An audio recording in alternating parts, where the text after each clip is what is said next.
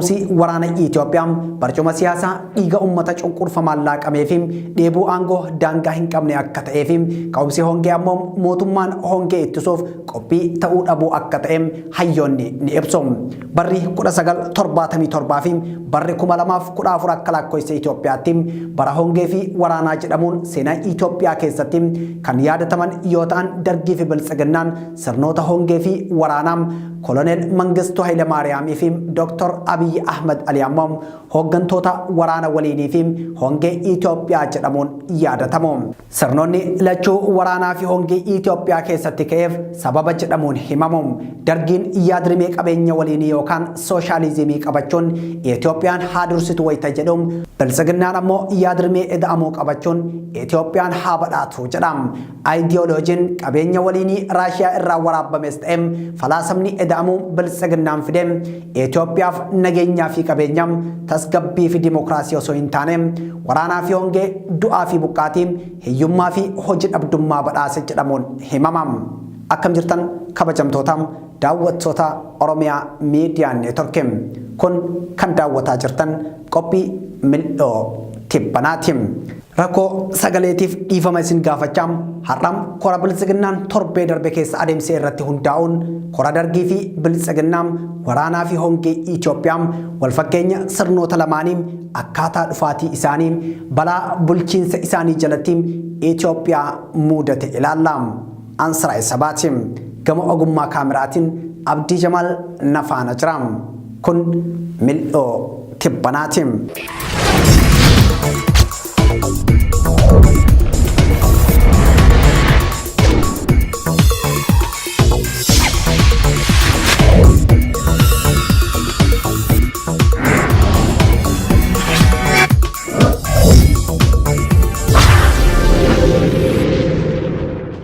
Finfinneen akkuma torbee darbe keessa yaa'ii biltsiginnaatiin dhiphattee bara 1977 yaa'ii dargiitiin dhiphatteetii turte. Wayita Finfinnee yaa'ii sirnootaatiin dhiphattum Oromiyaa fi Tigraay, Somaalee fi Affaar beela hongeen dhufee fi waraana dheebuu barcuma siyaasaa irraa dhalateen rukutamaati jirti. Sirna bulchiinsa waraanaa kan koloneel Mangistuu Hayilemaariyaamiin durfamu jalatti beelli bara 1977 lubbuu Itoophiyaanota danuu nyaate. Sirna bulchiinsa biltsiginnaa Dr. Abiy Ahmed Aliitiin durfamu jalattis beeladoota miiliyoonaan lakkaa'amu fixee ilma namaatti darbaati jira. Bara 1977 ta'ee bara 2014 Finfinneen beela uummata harcaasaa jiruun osoo hin taane kora dargii tokkoffaa fi kora biltsiginnaa tokkoffaan jaatanaa turte. Akkuma har'a paartiin Itoophiyaa bulchu biltsiginnaan diigama siyaasaa fi waraanaa ganna lamaa booda yaa'ii isaa jalqabaan Finfinnee jaataneessaa ture. Sirni dargis waraanaa fi goolii diimaa ganna 5 booda yaa'ii isaa jalqabaatiin Finfinnee dhiphiseetii ture. Bara 1977 hammam bara 2014 akka lakkoofsa Itoophiyaatti waggoonni 37 jiraatanis taateen bara 1997 Itoophiyaa mudate bara 2014 Itoophiyaa mudateetii jira. Yaa'iin lamaanuu yeroo uummanni Itoophiyaa beelaa fi waraanaan rakkataa jirutti geggeeffamuu qofa osoo hin taane koloneelota waraanaatiin durfamuun ajab nama jechisiisa. Gita waraanaatti koloneelummaan hawaasummaan ammoo gita pirezidaantummaa kan qabu Mangistuu Hayilemaariyaam loltuu sirna fiiwudaalizimii Hayile Sillaasee yommuu ta'u waraanaan gita koloneelummaan hawaasummaan ammoo gita muummicha ministeeraa kan qabu Abiy Ahmed ammoo loltuu adda dimokiraasaa warraaqsa ummatoota Itoophiyaa ture. Isaan lachuun warraaqsa ummanni sirnoota isaan guddise irratti taasise fayyadamuun gara barcuma siyaasaatti dhufuu qofa osoo hin taane ummata qabsaa'ee sirna jijjiireem ganuu isaaniitiin yaadata. Aangoo isaanii jabeeffachuuf waraana waliinii banuu hammam beela akka meeshaa waraanaatti fayyadamuun hooggantoota gahaniidha jedhamuun dhaabbilee gargaarsaa fi mirga namoomaatiin komatamu. Akkaataan dargiin aangoo itti qabateem Itoophiyaa beelaa fi waraanaan raaseem kitaaba Ekeraa Dimokiraasii kan ogeessa seeram Dajanee Xaafaatiin barreeffame wabii taasifachuun isin mil'achiisam. Isin ammoo akkaataa biltsiginnaan aangoo itti qabateem Itoophiyaa beelaa fi waraanaan qaala'insa jireenyaa fi kufaatii dinagdeetiin qormaataa jiruun wal bira qabaa ilaala. Mootummaan fiwudaalizimii Haile Sillaaseem adoolessa 16 bara 1965 akka lakkoofsa Itoophiyaatti guyyaa dhaloota isaa waggaa 80ffaa kabajachuuf baasii guddaan jila qopheessee ture. Sagantaan ayyaana isaatiif qopheeffame kan milkii osoo hin taane kan warraaqsi kufaatii isaa itti jalqabu ta'e. Keekiin gatii qaaliin biyya ormaa irraa bitame galeem yeroo Haile Sillaaseen baasii guddaan waggaa isaa 80ffaa ummanni Walloo beelaan rukutame daa'imni haadha irratti namoonni daandii irratti maatiin guutuun mana keessatti yoo dhuman ture jedham kitaabni Ekeraa Dimokiraasiin kufaatii Haile Sillaaseetiif sababa ijoo yoo ibsu. Beelli ummata Walloo fixe mootichaan dhoofamtos gaazexeessaan biyya Ingiliz Yoonaataan Dimbiibiyaan gurra addunyaatiin ga'e. Jiraattonni magaalaa Finfinnee fi konkolaachiftoonni qaala'insa jireenyaatiin mufii mootummaa Haile Sillaasee irratti wayita kaasan rayyaan ittisa biyyaa daballii mindaa yeroo dheeraaf gaafataa ture deebi'uu dhabuun mufii kaase. Waldaan barsiisota Itoophiyaa tarsiimoo seektar riiviyuu kan ministeerri barnootaa baase yoo morman barattoonni yuunivarsiitii Finfinnee kolleejjotaa fi manneen barnoota sadarkaa lammaffaa dhaadannoo lafti qotee bulaaf jedhuu fi gaafii maalummaa sabootaa fi sablammootaa gaafachuutti seenanii. Beelli uummata Walloo Haile Sillaaseen callisee qaala'insi jireenyaa gaafiin barattootaa barsiisotaaf waraanaa mooticha waaqa irraa ergame jechuun waggaa 44 Itoophiyaa bulchee qormaatutti seene. Gurraan dhalli 11 barri 1966 akka lakkoofsa Itoophiyaatti guyyaa diddaan ummata warraaqsatti jijjiirame daandiitti baheedha. Ummanni magaalaa Finfinnee hiriira diddaa mootichaa bahuun seenaa keessatti guyyaa kufaatii Haile Sillaasee itti jalqabe yoo ta'u mootummaa Dargiif ammoo guyyaa mootummaan isaaf aduun itti baate ta'e seenaa keessatti yaadatamaatii jira. Guyyaa itti aanuun gurraandhala 12 waldaan barsiisota Itoophiyaa tarsiimoo barnoota seektar riiviyuu didoon hiriira ummanni magaalaa Finfinnee jalqabe itti fufsiiste.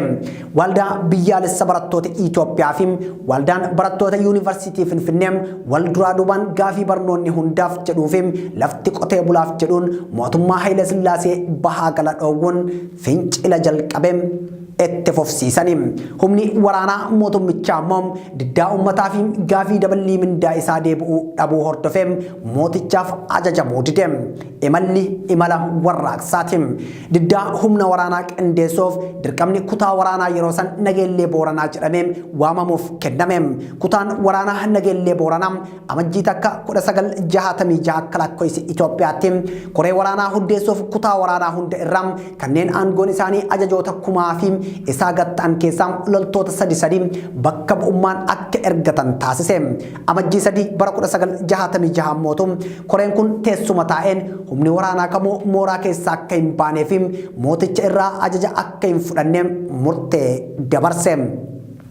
Mootichi sochii humna waraanaa kanaa tasgabbeessuuf Birgaader Jeneraal Mulaatuu Taammiroo fi Koloneel Fiqiruu Waldatinsaa'ee gara Nageellee ergus. Koreen hundeeffamee qondaalota waraanaa lamaan gaashiree buusuun diddaa itti fufe. Ajajaan waraana lafoo mootichaa Leetinanti Jeneraal Diresee Dubbaalee qondaalota hidhaman hiiksisuuf dheekkamsaan gara Nageellee imalus koreen waraanaa kun isas gaashireetti darbee ejjennoon isaa cimaa ta'uu hubachiise. Booda irra Meejor Jeneraal Abarraam Waldamaaraam koree kana kadhachuun qondaalota hidhaman hiikee Finfinneetti deebi'ee jedham kitaabni Ekeraa Dimokiraasiin waa'ee bara sanii yoo dubbatu. Imalli ammoo imala diddaa mootichaati.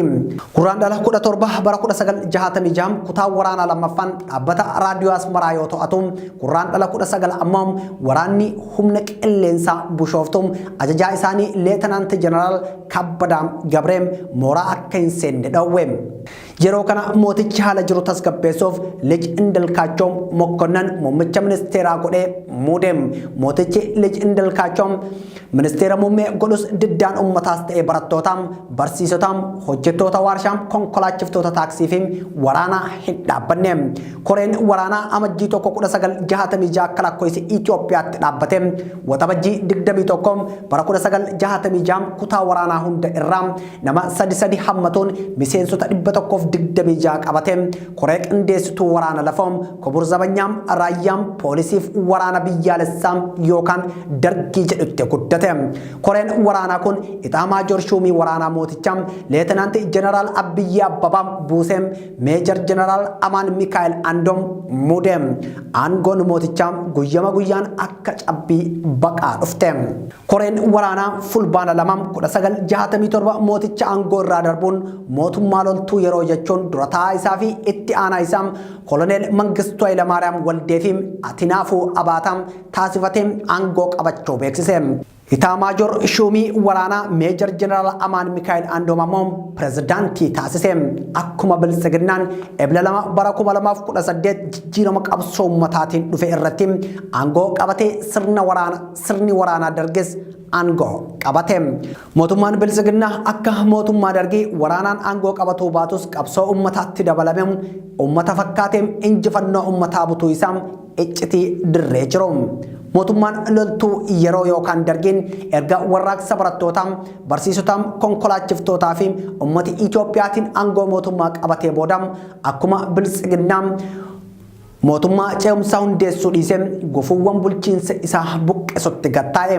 Mootii Haayile Sillaasee fi pirezidaantii Itoophiyaa godhee kan muude meejor jeneraal Amaan Mikaa'el Andoom dabalatee namoota baay'ee yemmuu waaqatti galchuun Ministeerri muummee Itoophiyaa Abiyyi Ahmad erga aangoo qabate pirezidaantii duraanii mootummaa naannoo Oromiyaa Lammaa Magarsaa Dr. Milkeessaa Miidhagaa Xayyibaa Hasan dabalatee tiim Lammaa qeerroof qarree weellistoota motora qabsootaan hedduun dhabamsiisee jira. Kanaadis komatamaa. Dargiin maqaa isaa komishinii tokkummaa paartii hojjettoota Itoophiyaa yoo jedhu Abiyyi Ahmad ammoo adda dimokiraasaa warraaqsa ummatoota Itoophiyaa deeguun bilisiginnaa paartii Itoophiyaa jedhe. Dargiin paartiilee siyaasaa aangoo isaatiif qormaata ta'uu danda'an kanneen akka sochii sooshaalistii Itoophiyaa maraam qabsoo tokkummaa cunqurfamtoota Itoophiyaa liigii dargaggoota Itoophiyaa fi paartii warraaqsa ummata Itoophiyaa hooggantoota isaa wajjin balleessuun kitaaboleen dhimmoota kana irratti barraa'an wabiidha. Bilisiginnaanis dhaabbilee siyaasaa fudhatamummaa ummata biratti qaban kanneen akka Koongirensii Federaalaa Oromoo adda bilisummaa Oromoo, adda bilisummaa biyyaalessa Ogaadeen, adda bilisummaa uummata Tigraayiif kanneen biroo cabsuuf hooggantoota isaanii hidhaa idilee fi hidhaa dhaabbii kaan ammoo waraana irratti baneetii jira. Bara 1977 yeroo beelli namoota miiliyoona 8tti siqu rukutee turetti mootummaan dargii baasii yeroo sanii miiliyoona 100 yaa'ii tokkoffaa isaa geggeeffachuu isaatti himama. Bilisiginnaan ammaatis osoo uummanni beelaan dhumuun qabeenyi waraanaan barbadaa'uun Finfinnee keessatti miiliyoona hedduu dhangalaasuun sagantaalee garagaraam qopheessaa jira. Yeroo dargiin kora isaa jalqabaa Finfinnee keessatti qopheeffatu Tigraayiif Goojjam Walloo fi Begaamdir hongeen rukutamuun uummanni dhumaatii ture. Haaluma wal fakkaatuun yeroo bilisiginnaan kora isaa jalqabaa geggeeffatus Oromiyaa fi Somaalee naannoo ummatoota kibbaa fi Affaar kibba dhiyaa Itoophiyaa fi Tigraay hongee fi beela hamaan dhahamuun namoonni miiliyoona 7 siqan rakkoo keessa jiraachuun himamaatii jira. Yeroo qophiilee garagaraatiif Finfinnee keessatti baasiin dhangala'aa jiru kanatti lammiileen Itoophiyaa waraanaa fi hongeen miidhaman walumatti lammiilee miiliyoona 16 siqan waan nyaatan dhabanii rakkataatii jiru. Kun ammoo yaada bilisiginnaan obboleessa dargiiti jedhuun ummata keessatti uumeeti jira. Bilisiginnaan yeroo uummanni rakkoo hongee fi waraanaan rakkataa jiru kanatti baasii guddaan sagantaa garagaraa qopheessuun isaa ummatas mufachiiseeti jira. Kanaaf bilisiginnaan seenaa dargiin hojjetee irra deebi'aa jira jedhamuun kan qeeqamaa jiruufi. Dargiin Itoophiyaan hadursitu jedhamu waajjira isaa baasii yeroo sanii birrii miiliyoona 19 ijaarame jedhamuun himamu yoo eebbisiisu bilisiginnaan qormaata irraa badhaadhinnatti ceene jedham gamoo birrii miiliyoona 800 fi miiliyoona 95 ijaaree eebbisiiseeti jira. Beelaa fi waraanni qaala'iinsi jireenyaa fi poolisiin mootummaan uummata jilbiiffachiiftus waltajjiilee dargii fi biltsiginnaa irratti kan dhagahaman haasaa dhaadhessa sirnaati. Biyyoonni alaa kanneen akka Raashiyaa fi Jarman bahaafaati kora dargii irratti argamuun sifaanam jirra yoo jedhaniin kora biltsiginnaa irratti bakka buutonni paartiilee Afrikaa akkasumas Tarkii fi Raashiyaa argamaniiti jiru. Yeroo biyyi waraanaa fi beelaan araafamte kanatti qophiileen gurguddaan dargii fi biltsiginnaa Mangistuu fi Abiyyi qofaan hin qopheeffamne. Akkuma Haile Sillaaseen ganda isaa 80ffam kabajachuuf qophii guddaa qopheesse adda dimokiraasiin warraaqsi ummatoota Itoophiyaa Gimboota 20 jechuun waggaa waggaan koofiyaa fi tishartiin hojjechiisaa ture baasii guddaan itti dhangala'aatii ture. Yeroo dargiin yaa'ii isaa jalqabaa adeemsisutti ilmi namaa akka bineensaatti adamfamee ajjeefamus ibiddaan hin gubanne. Garuu yaa'ii biltsiginnaa irratti yeroo Abiyyi Ahmad haasaa baniinsaa taasisaa turetti Beneshaangul Gumuz keessatti ilmi namaa osoo lubbuun jiru ibiddaan gubataatii ture. Bara bulchiinsa biltsiginnaa ilmi namaa dhaabbatatti gubatuu dabalatee magaalaa warakkatti ajjeefamuu qeessaa keessatti ajjeefamee qilatti darbamuu dirooniif taankiin ajjeefamuu fi abdii fi hawwiin nageenyaa dimokiraasiin uummata irraa yeroo saamamuu mul'ataati ture. Addawaayin diigamee erga biltsiginnaan kalaqamee Itoophiyaa fi Itoophiyaanonni wabii nageenyaa hin arganne.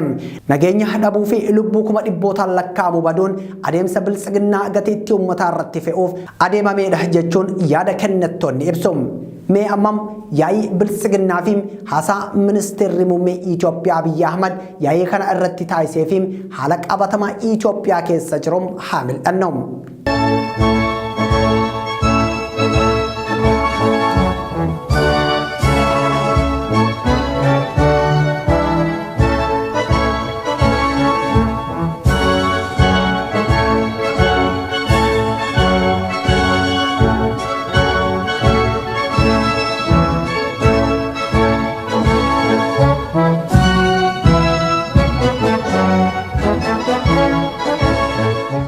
Akka lakkoofsi Itoophiyaatti onkoloolessa 29 bara 2012 addi dimokiraasaa warraaqsa ummatoota Itoophiyaa diigamee paartiin tokkichi akka hundaa'uuf murtee darbeen sadaasa 11 bara 2012 manni maree bakka bu'oota ummataa paartii qeenxee biltsiginnaa akka hundaa'u murteesse.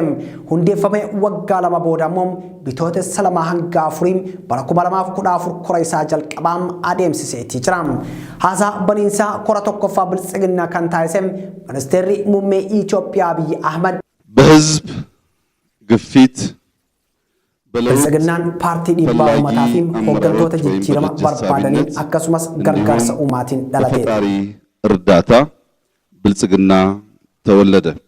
Ministeerichi akkas jedhullee uummanni Itoophiyaa qabsoo kan adeemsisee fi dhiibbaan adda dimokiraasaa warraaqsa uummatoota Itoophiyaa irratti kan taasiseef biltsiginnaa dhalchuuf osoo hin taane nageenyaaf tasgabbii dimokiraasii misoomaa bilisummaaf walqixxummaa Itoophiyaa keessatti fiduuf ture. Ministeerichi biltsiginnaan Itoophiyaa bira darbee Afrikaaf nageenya tasgabbii misoomaa dimokiraasii walqixxummaa bilisummaa fida jechuun dubbatus haalli qabatamaa dachii Itoophiyaa irratti samii Itoophiyaa jalatti mul'atu faallaa kanaati. Waggoota 4 darban biltsiginnaan Itoophiyaa bulchaa ture keessatti Itoophiyaan nageenya osoo hin taane waraanaa tasgabbii osoo hin taane jeequmsa misooma osoo hin taane hiyyummaa argatte jedhamuun himama. Korri xumuramee guyyaa lama booda kibxata darbe bitootessa 6 bara 2014 akka lakkoofsa Itoophiyaatti pirezidaantiin paartichaa hooggantoota akka Mikaa'el Gorbaachev, Muhammad Gaddafi, Muhammad Mursi fi kanneen biroo kaasuun biyya hoogganan ammoo gamtaa Sooviyetii Raashiyaa kan bittinnooyte Liibiyaa jeeqamte Chaayinaa bara 1980 fi warraaqsa biyyoota Arabaa bara 2011 amma 2013 raase wajjin wal bira qabuun haasaa taasiseetii ture. Waltajjiin kun waltajjii biyyoonni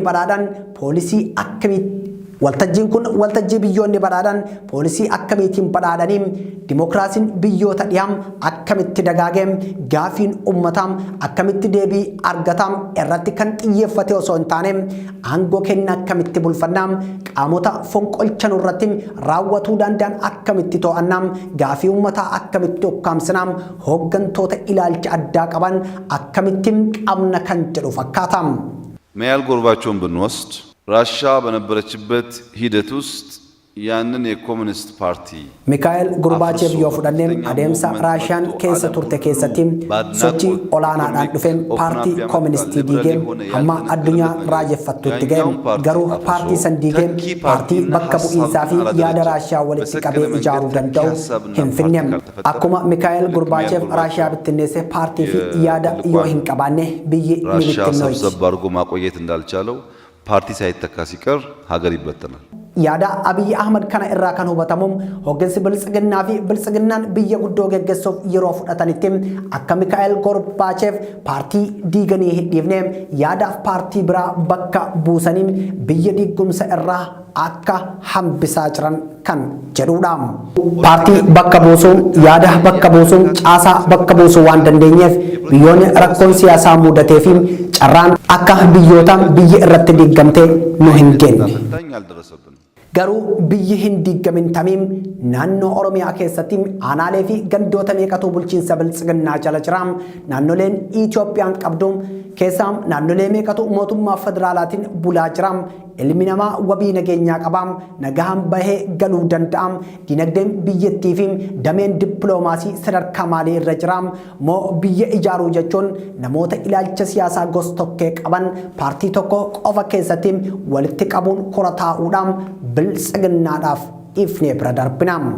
እኛ ሰልፍ ነበር ድጋፍ ነበር bakka hundatti deeggarsa qabna addawaawii diiguuf dimokiraasii warraaqaa jijjiiruuf yeroo murteessinu kan yaadattan yoo ta'e adda dimokiraasaa warraaqsa ummatoota Itoophiyaa diigamuu 7-3 duram yaanni dimokiraasii warraaqaa bakka bu'u eda'amuu irratti leenjiin kennamaa jira paartii jalqabaa wayita ajjeefnu paartii yaadaan ijaarame qabannee dhufne kanaaf dhaabbanne የደረጀ ፓርቲ ይዘን የወጣ ነው ለዚህ ነው የቆምነው garuu ummanni kan hiriira bahee fi bakkeewwan garagaraatti isaan simataa tureef gaafii keenya deebii argataa abdii jedhuuni malee biltsiginnaan akka dhalatuuf miti bara 2018 keessa kutaalee biyyattii garagaraatti ummanni daandii fi istaadiyeemitti bahuun hawwii fi kabaja hooggansa kanaaf qabu ibsus hooggansi ummanni hawwii qabuuf ibseef gaafii ummataa deebisoo osoo hin taane karaa aangoo isaa ittiin jabeeffatu irratti xiyyeeffatuun biltsiginnaa dhalche kanas ta'ee sana wanti bara bulchiinsa dargii Itoophiyaa mudatem biltsiginnaa keessattis